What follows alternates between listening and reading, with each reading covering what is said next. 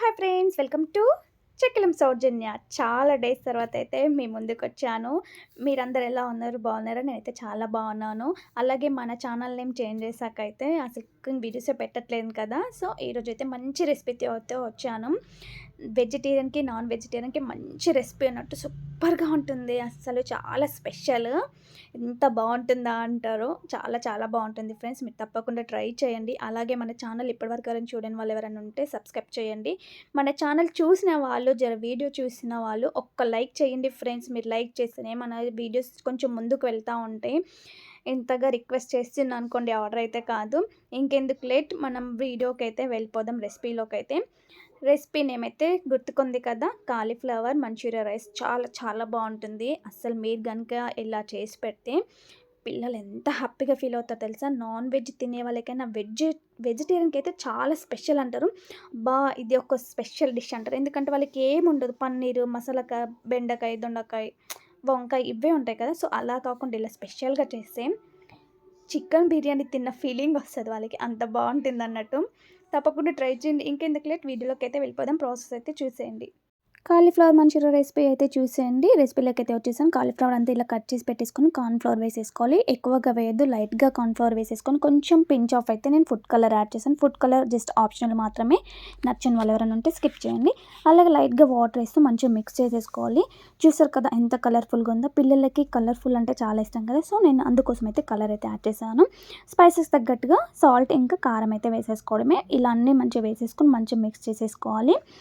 Mix చేసేసుకొని బాండీలో oil వేసేసుకొని ఆయిల్ వేడెక్కగానే ఇలా విడివిడిగా పీసెస్ అన్నీ వేసేసుకొని మంచి ఫ్రై చేయాలి. స్టవ్ సిమ్లో పెట్టి చేయండి. ఎందుకంటే లోపల వరకు మంచి కుక్ అవుతుంది. మీరు తినేటప్పుడు కూడా మంచి స్పైసెస్ అంతా కూడా బాగుంటుంది.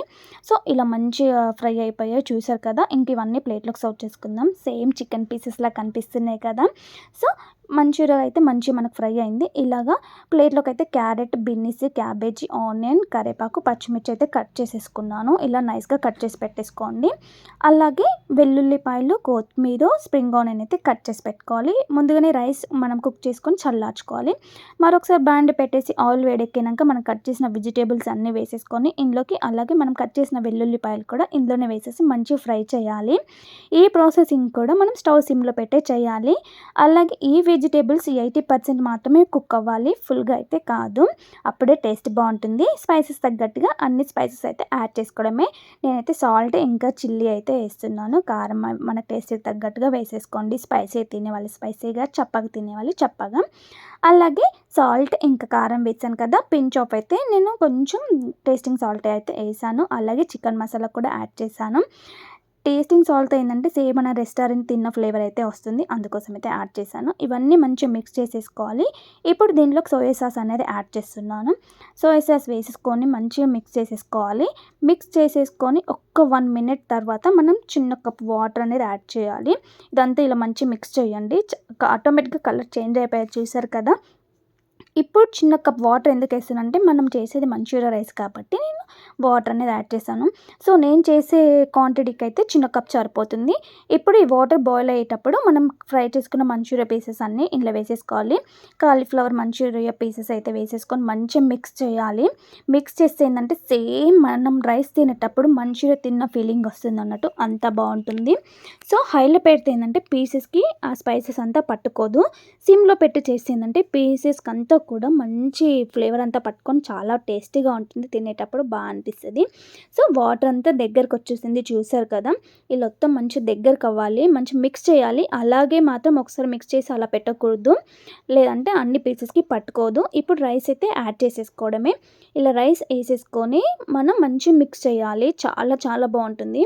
చూడండి అసలు రైస్ వేసి మిక్స్ చేయని కలర్ అసలు ఎంత సూపర్గా కనిపిస్తుందో, చాలా బాగుంటుంది. సేమ్ చికెన్ ఫ్రైడ్ రైస్లా అనిపిస్తుంది కదా, కానీ పేరుకి మాత్రమే కాలీఫ్లవర్ మంచూరియా రైస్.